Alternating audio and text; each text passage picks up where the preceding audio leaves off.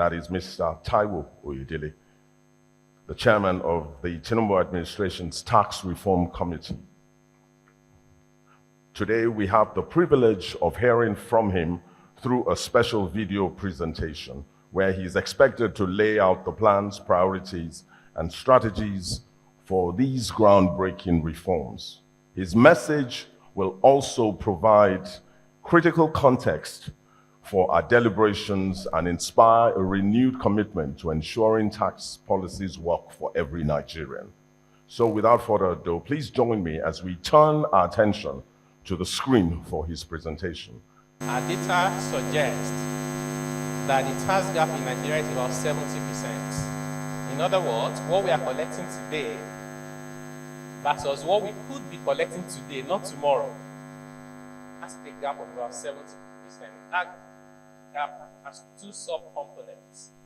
The first one is compliance gap on the declaration, tax evasion, or just not showing up with the, maybe I'm not even registered for taxes.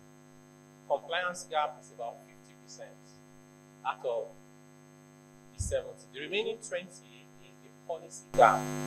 Policy gap is we decided that if you are very close to Mr. President or Finance Minister, you know someone that's powerful, you get waivers. Waivers, incentives. By the way, we're not saying waivers and incentives are bad, but if you don't design them properly, it creates economic distortion, not only just losing revenue gap. Policy gap is we decided that if you are very close to Mr. President or Finance Minister, you know someone that's powerful, you get waivers. Waivers, incentives. By the way, we're not saying waivers and incentives are bad, but if you don't design them properly, it creates economic distortion, not only just losing revenue. We must say a big thank you to Mr. Oyedele for his illuminating presentation and the articulation of the plans and activities for advancing tax reform under the Renewed Hope agenda. And I believe this provides a comprehensive roadmap for achieving a more inclusive, transparent, and efficient tax system. We will now hear from the anchors as representatives of the Federal Inland Revenue Service, who will build on these insights. And the intent is to have them speak to how the FIRS is aligning with the reforms outlined, share operational updates, and highlight these strategies for engaging stakeholders to deliver on the goals. Therefore, please welcome on stage the Coordinating Director,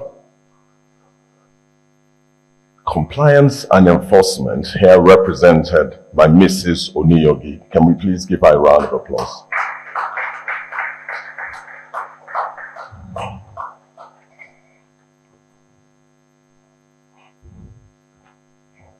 Also, I'd like to invite Dr. Dick Erie, Coordinating Director, Medium Taxpayers Group. And last, but certainly not the least, Mr. Shatima Tamadi, the Coordinating Director of Special Duties.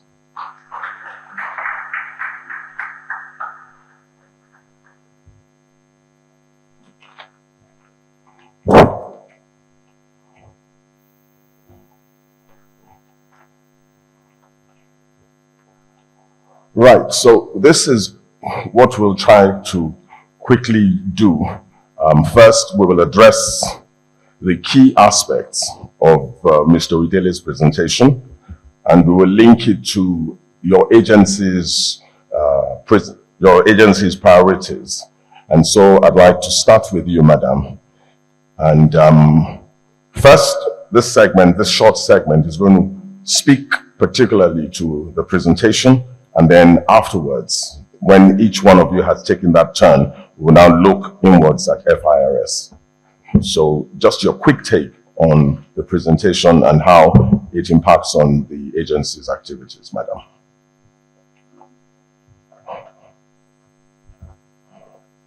Okay. The presentation is just a summary of what the Presidential Committee on Tax Reform has done and the impact of it on the Nigerian nation and the Nigerian economy, particularly as it affects our GDP, our data for businesses, for the foreign exchange, how the naira is becoming the value of naira is also appreciating because of some certain indices that we are not and the prospects that made we adopt all these changes that are being brought in the new tax reform. Thank you very much. Doctor, your take on the presentation by Mr. Oyedele. Yeah, for me, what Oyedele just spoke to this morning is quite revealing, especially he mentioned two things and I want to speak to this morning. One is the issue of a tax gap. Hearing the figure of 70% tax gap is quite frightening. And what does tax gap means? That is what we are losing, what's supposed to have come in that is not yet in the coffer, that is out there, that potentially ought to have come in as tax revenue to the government. So 70% figure that I had from him is quite frightening and is something that is worrisome that we need to be concerned about. He also linked that from there it flowed to low, that Nigeria is falling on a very low budget figure because of this issue of tax gap that is revenue that government ought to have been the covers of the government that is not there. And by way of comparison, comparing us to the whole federal government budget to Kenya, and that's called more country. South Africa is quite a bit of concern to us. We need to be aware of this fact so that everybody will be up to his or her responsibility or civic responsibility of making their contribution in no small way to ensure that Nigeria have the resources that is required to provide good governance and provide good common good for everyone in the country in terms of infrastructure, other things that government responsibility is supposed to provide for the citizenry. So these are the issues that I just speak to at this point. Thank you very much, Mr. Tamadi.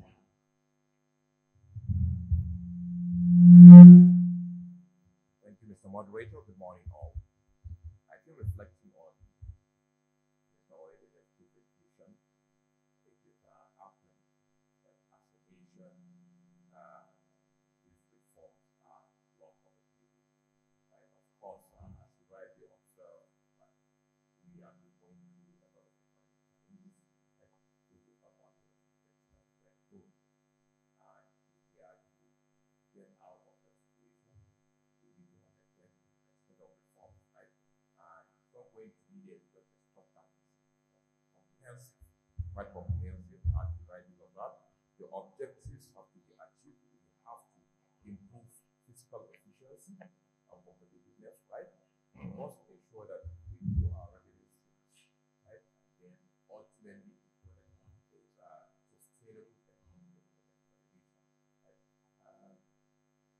This requires an interplay, right, of various agencies to achieve that, and then some key parameters or variables have to be improved upon. On the tax administration side, of course, we all know the major funding issue now of grant efforts that are being made to ensure that some of these legislations are amended, which are long overdue, to ensure that tax administration is inclusive, simplified, and we're able to build revenue streams to provide maintenance funds for national economy. I can assure you that FIRS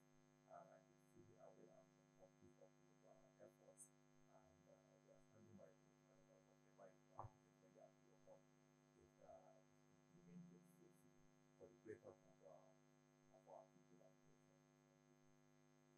nation. I'm going to stay with you with this next question and just ask that what immediate opportunities do these reforms present for FIRS to enhance its operations?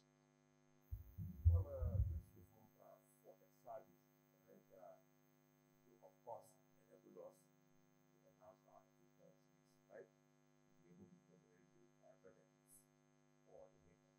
That is the major reason. And in order to do that, taxation is all about the laws, legislation. Right? We find that some of our laws are again, some of them we adopted right from colonial masters, right? So they are long overdue. Everywhere you find that this tax policy is simplified, right? In order to make our compliance easier, right? And also get administration much more efficient and effective. It's all about making it easier for the taxpayer to comply, broadening the tax base, instead of everybody pays their own tax of taxes, right? And also competitive. So for us as a service, we put a lot of homes, and over time we find that we meet the laws, right? Which is going to be based on which tax administration lies. All our structures are built on the laws, right? And then, of course, we provide the infrastructure. And then we give foreign stakeholders to achieve improved and sustainable revenue. We have a target of improving tax ratio and the value of that is quite low, right? We need to at least in the short term that we much higher in subsequent.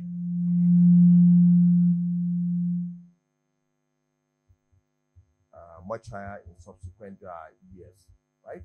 So to do that, so the work of the committee, as you rightly observed, will give us that leverage, right?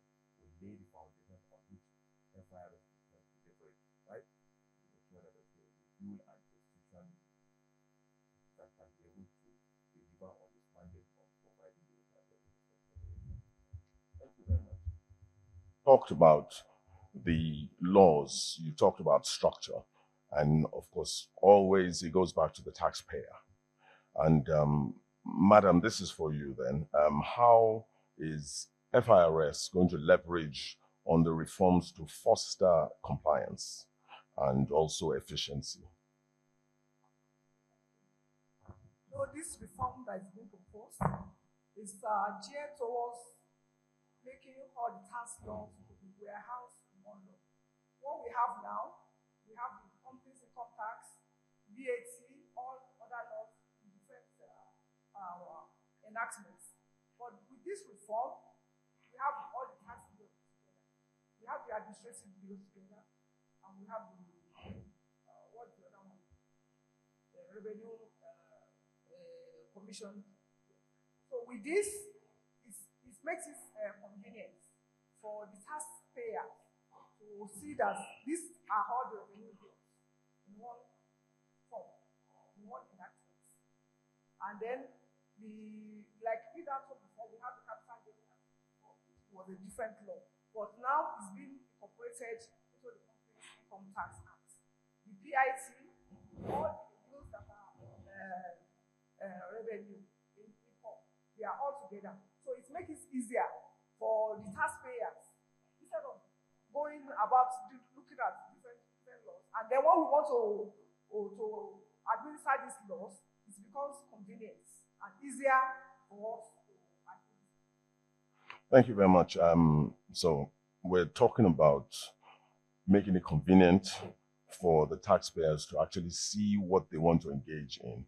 And also, let me just throw this in as also this sort of event also helps to make it even more understandable to the taxpayer. Now, before we go to the issues of FIRS itself, Doctor, let's look at the strategic objectives of FIRS and just share with us how Mr. Oyedele's committee's plans align with the strategic objectives of FIRS. I'll take it from the point of renewed vision of FIRS.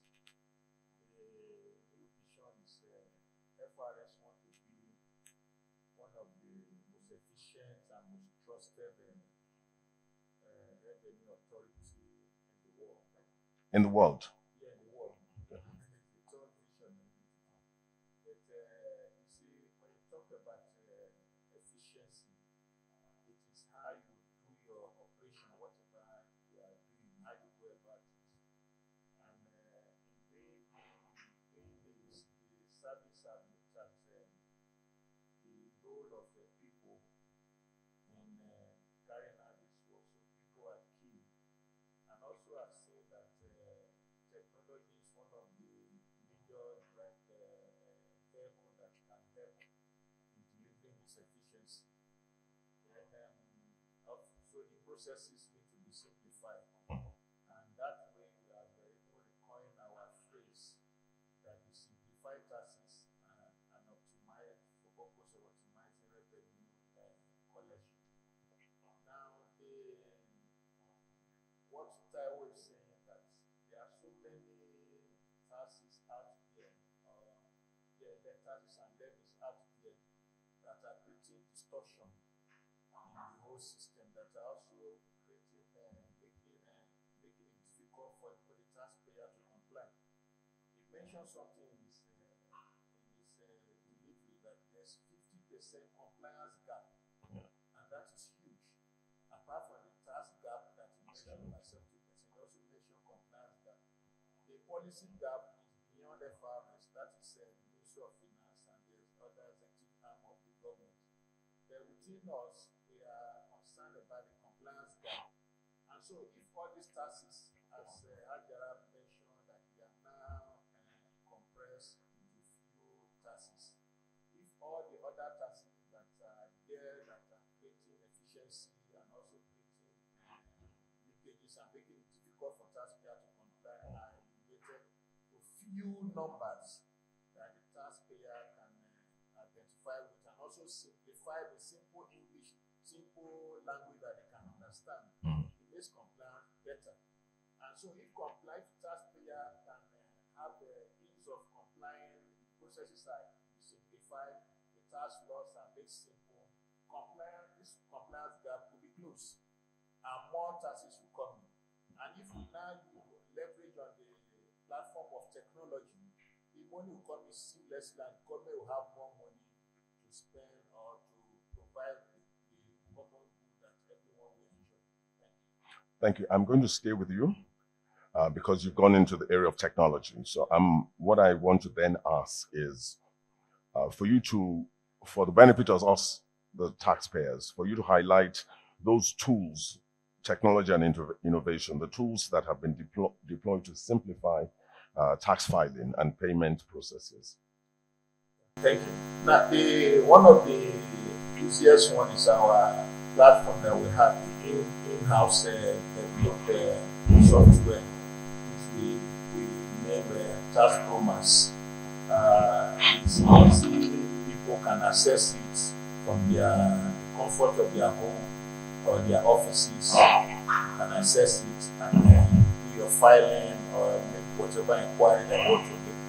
We have also set up, we have our contact center, which people can call in, make inquiry 24/7. We have just launched our what's tax code, what you call it, yes, code. So from the comfort of your phone, whether smartphone or whatever phone, whether analog or pure water, they call it pure water, whatever phone you have, you can query, you can make inquiry by pressing that tax code *829#, and it gives you whatever information that you want to know about your tax. Sorry, can you repeat that? *829#. These are all soft technology that FIRS are put in place to help people to comply. Thank you. Madam, what efforts have we been able to put in place to include or to bring in the informal sector and the underrepresented groups, so that as we're looking at improving or expanding this tax net, can you just share with us the efforts that have been put in place for compliance as well? Don't forget that when Mr. Odele was making his presentation, he did mention that this committee was a large group comprises of the manufacturers association of Nasima, many organizations, NBA, CITN, the market women, the women. So all these people who are part of it, they are making committed to management. We are committed to our house before the National Assembly. And they are engagement. What we are having today is part of it. And it will be a continuous engagement. So with this engagement, the people will know what is being done and how it's going to be how it's going to be right. Don't forget that most of the stuff we are on money. Now the system has changed. We are doing a lot of businesses online. Most of the things we are doing now will be in the comfort of our home, and our tax laws before does not have a provision for a tax digital transaction. So, and I'm very sure that this thing will be a continuous enlightenment. And even today, I know that there are some engagements going on at the National Assembly with the Honorable Attorney General of the Federation and members of the National Assembly. What we are doing here is part of it, and it will be a continuous activity to make people to understand the bills and when it's promulgated into law, so that everybody will be brought on board to have a clear understanding of how it's going to affect us, how it's going to affect the economy and the businesses, which is the most fundamental thing, because it is the businesses that will translate into the revenue that will be generated for the country to run itself. I must say that for FIRS to be able to begin to take money from these online transactions, there must be that concerted effort towards citizens' engagement. And so, yes, this is one of them. What other opportunities would you be able to quickly tap into to ensure that we get the required? Because when it's hot, it's best to strike. So what other opportunities do you have in place to build public trust, okay, and then improve the awareness of the tax obligations of the citizens? I don't know who is going to take that. You know that when the law is published, there will be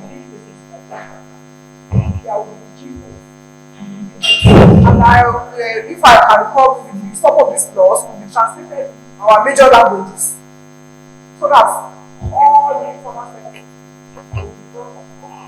And when we are most of them, we have our so this thing will be translated in major languages, so that we have knowledge and the innovations that are changed. Not only that, we have the social media. Even one of the issues for this, they are going to get better on social media. So we have to do that. Sending on this issue so that the enlightened company that they know what is expected of them and inform them in a simplified way. Let me give you something else to add to it, because so that you will take it all together. Because, madam, let me play from the outside now. I mean, I'd love to watch the jingles, listen to everything, but we're still talking of how do you get money out of my pocket. So I will follow your jingles, I will follow everything. How do we get money out of people's pockets in a way that they are excited about even giving it? Let people know the benefits of that. No part of it. But in the failure to pay is one of the things that is matter. And ignorance is not an offense.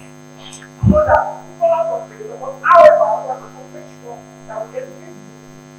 So no implementation of the law, how they are going to comply with it, and the benefits that is there for them after complying, so that some of the things that the government have been able to do with the tax money, they will show to the general public that that will encourage them. That was really my point, because I would suggest that it's always better to put benefits forward than to put the aspect of criminality. Because if we've pushed criminality for decades and people are not, and we still have 50%, we need to begin to look at the engagement and other things like you've suggested. There are some partnership that the government has done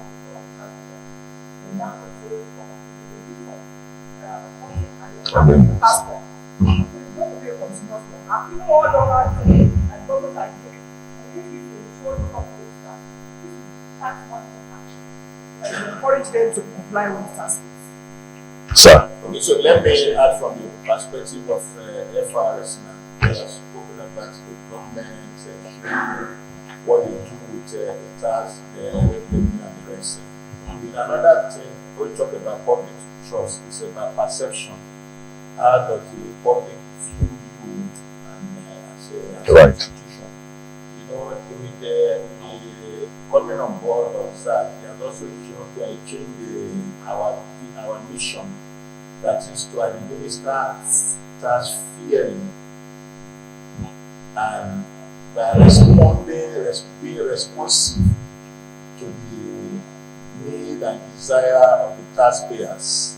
So, if you are fair in your tax administration, the public see you that you are fair, that you are not punitive, you are not criminalizing them for it. So, whatever step that you can take to perhaps help them to comply and make compliance easier, it's a perception that can help them to also change their attitude in responding to payment of taxes. All right, thank you very much. We're getting there. Sorry, let me quickly say that if you have questions, kindly write them down and get one of the ushers to get them across to me so that we can take your questions. Also, to our viewers online, you can send your questions in the chat box, and you're sure that we'll get them, and hopefully we'll have time enough to discuss at this session. Thank you. So questions, so that we don't begin to rush towards the end. So I know you have questions. Just write them down and send them forward, please. So, Mr. Tamadi, maybe you want to share with us some of these partnerships with government entities that also ensure accountability. There must be some partnerships or some activities that FIRS would engage in to ensure accountability.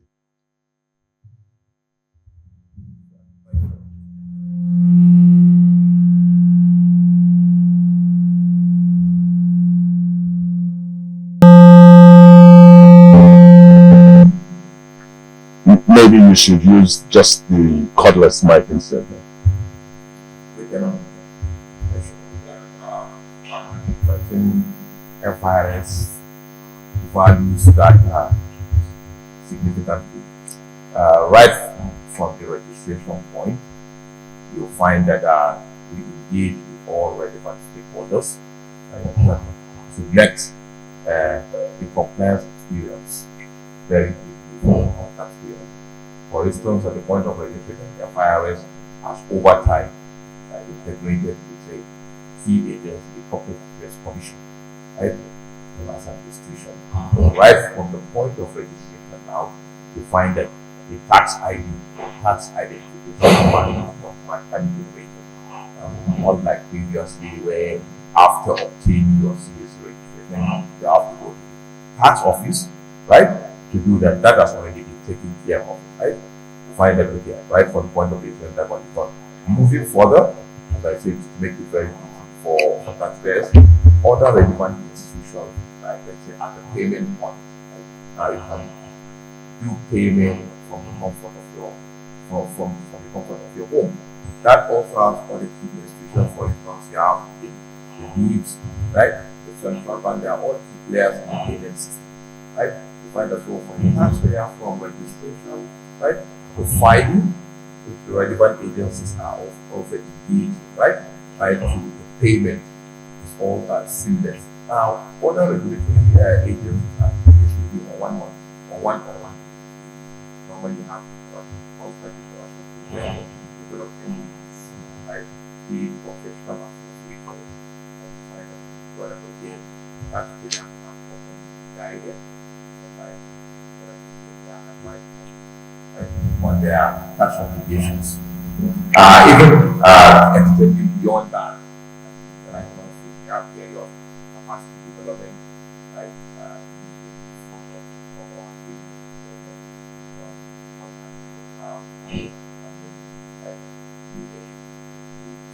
right data and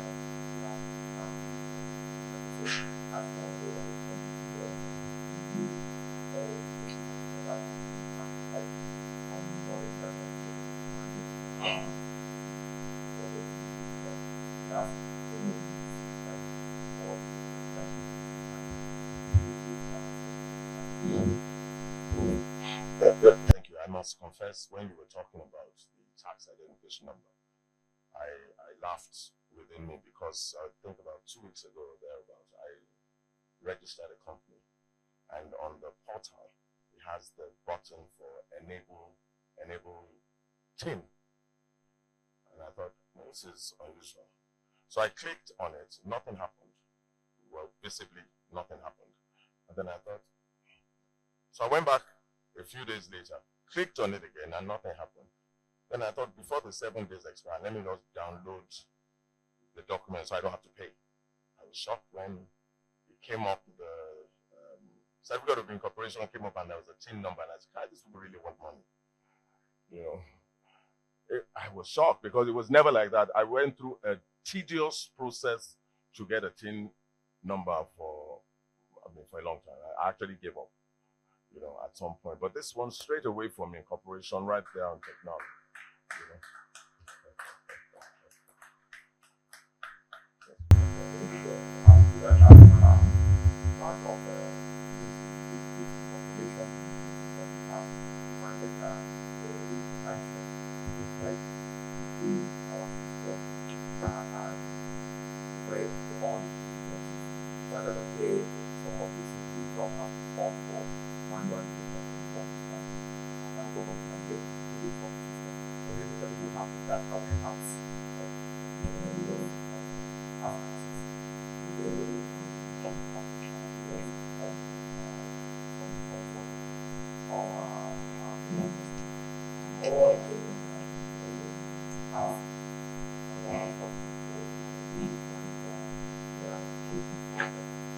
The taxpayers don't like that word you just used. Monitor. But I think in all seriousness, I think it goes hand in hand with citizens' engagement, because once we are on the same page, nobody is averse to being monitored. But it's just that people then begin to feel a sense of belonging, and there's an element of transparency that has been exhibited. So I think that also works, yes. Are there any questions? I don't seem to have questions, and so oh my. Okay, we have a few minutes, but we will take as many questions as we can. Yeah, there's a particular one here that says, what are the benefits for women in this tax reform? I'm not going to decide on who is going to answer that, but it says, what are the benefits for women in this tax reform? Let me warn whoever is going to respond that you're also going to have to tell us why there must be benefits. Nobody wants to respond?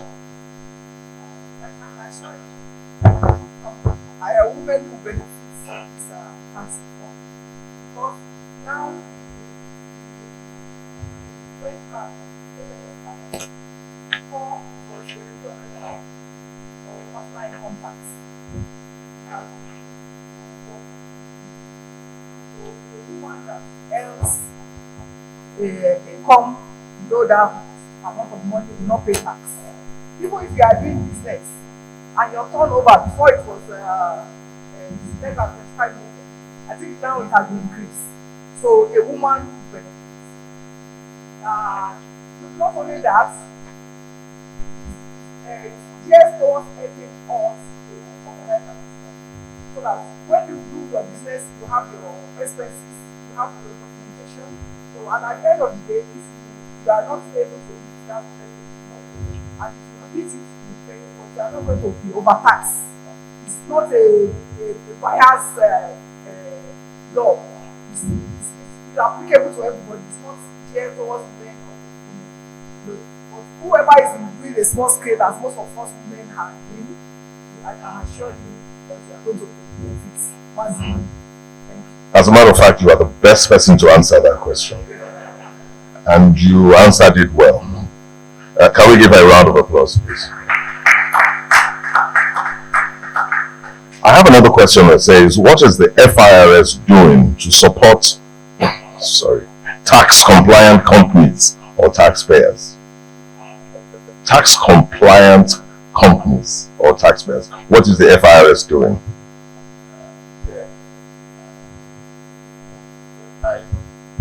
Actually, we recognize most tax compliance entities. Where that we feel that banquet hall as well as some entities that tax compliance. I guess the most compliant companies, different criteria, we all recognize and not to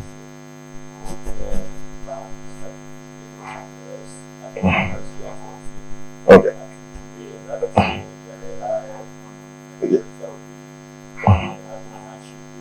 So I don't want to hold brief for whoever wrote that, but I'm thinking that the person is thinking beyond high taxpayers. He's probably thinking of a compliant taxpayer.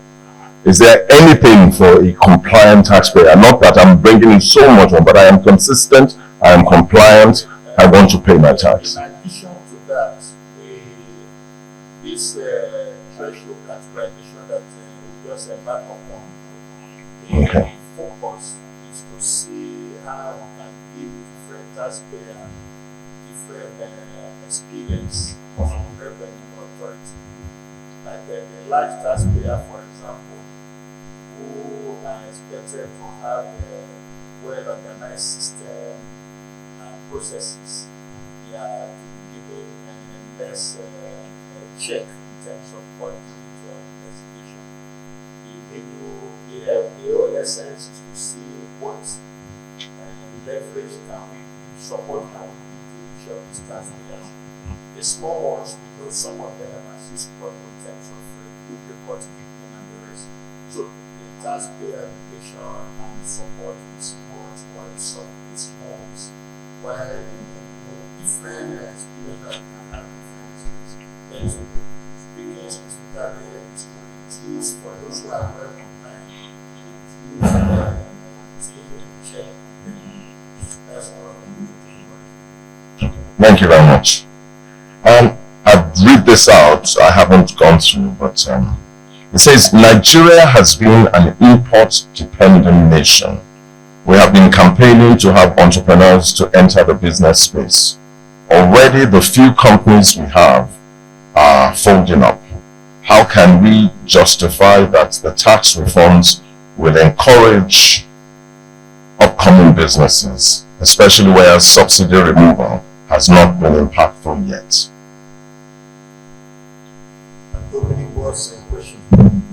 It was the same that there are so many factors that determine the success and survival of business entity. Beyond the fiscal regime, we also have the issues of infrastructure and, of course, the security state of the location where you operate, where there is security and is a concern for the business entity. We think of relocating to another place where infrastructure is becoming a problem for the business entity. Will be a reason for closing down or whatever. But for the benefits that come from this fiscal policy, they are well regulated and clear in the bill that Taiwo has been explaining. And I like one of the statements that he made, say people should show interest in this bill. Don't stay aloof. Read them and make your own contribution. By the time we look at them, we see that there are so many incentives that have been put into the bill that will help the business to survive and do very well concerning as far as it is to fiscal policies that have been put forward. Great. Just to say that we're running out of time, but I would like to also let us know. Okay. Among the proposals, you find that the company have some of the right up to 2 years now, and you go and argue what's that right for tax exemption. The proposals with the bills passed. They have to go for this one, and you know what they're going to pass on. But I think that the bridge. We will go over time, right? To raise money. For them, corporate tax is go for existing business. It's going like long company.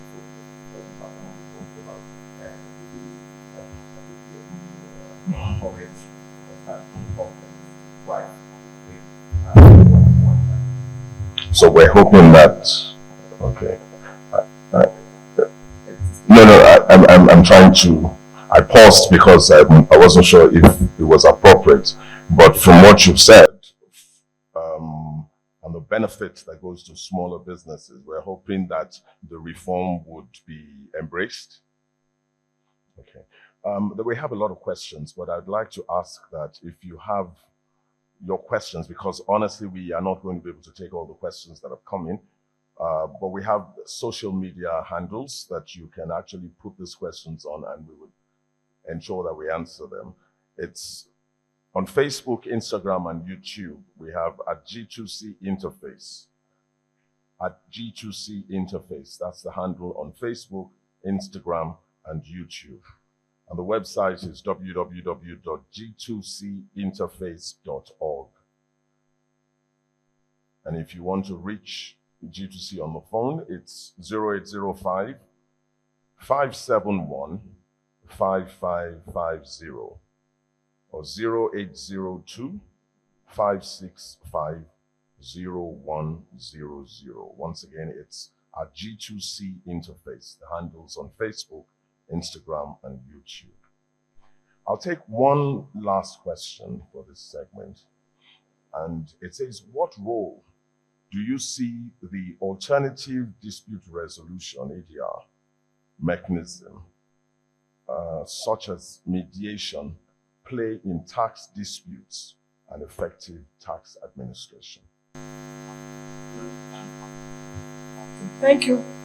If you can see from the bill that are proposed, there is a provision for tax appeal tribunal, which is for settlement of disputes, devoid of technicalities that are applicable in court of law.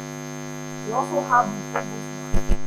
The ombudsman is like a complaint commission for taxpayers, which will serve to educate taxpayers and be like a legal aid for taxpayer on the tax issues. So with this in place, I can assure you that we have ADR in place for tax. Thank you very much. And just as a wrap-up, I have something from the director of FIRS, Adebayo Adefebe. And he says, in addition, the tax controllers at the beginning of the year write to tax-compliant companies recognizing the fact that they are well appreciated and that they are our partners in progress, encouraging them that they should not rest on their oars, but to keep the Nigerian flag flying. And if there is any way the tax office can render any support. I think this is a very good way of wrapping up this session, and I'd like to thank you very much for being here. And I think